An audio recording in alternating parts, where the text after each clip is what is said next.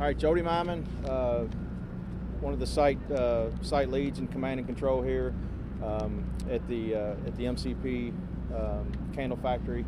So a lot's happened since our 3 o'clock operational briefing with you all, or media briefing with you all. So we've been in contact with facility operators and the owners of the company, and they have verified that they have accounted for every occupant that was in this building during the storm. Now we are still conducting secondary accountability of everybody, not only the people that they had in this building, but the entire employment of the building. So like I said, the company has verified that. In addition to that, I'm going to read the numbers again, because with that secondary accountability, law enforcement is still taking that further, and they want the people to go to the place called His House, and it's at Kentucky 80 and Kentucky 303, and they want to go there. They want them to go there. They can get information. Again, they want verification, and they can also get assistance if they need that from the company.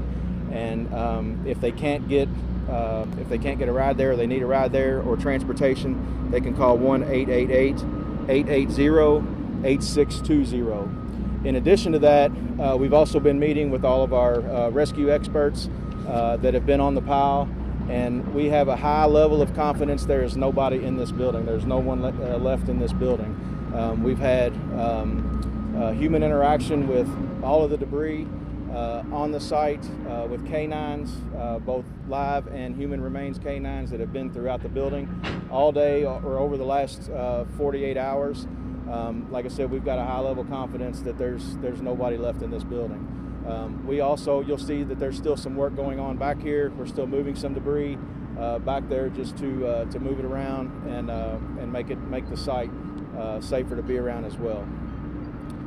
In addition to that, before I take any questions, FEMA also offers assistance, obviously, with situations like this, and they want everyone to know about their disaster site that they can go to, and it's disasterassistance.gov, or the phone number is 1-800-621-3362. Like I said, you do see some of the operations still going on tonight, but sometime through our nighttime operational period, we will cease these operations and then come back in the morning and regroup to see where we need to go from there.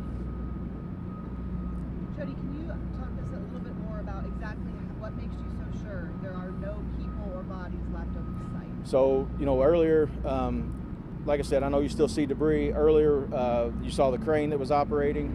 They were able to move a lot of the steel, and a lot of the entire roof has been removed from this building and taken down to the temporary site.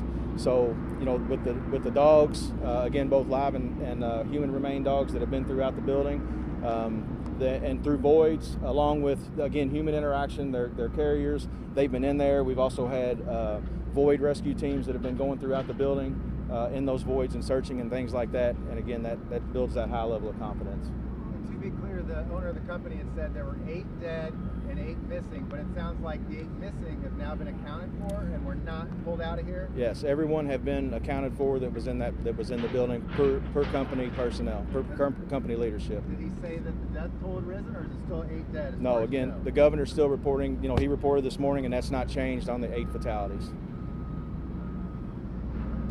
So what's next to the site again? What time overnight do you think things will stop?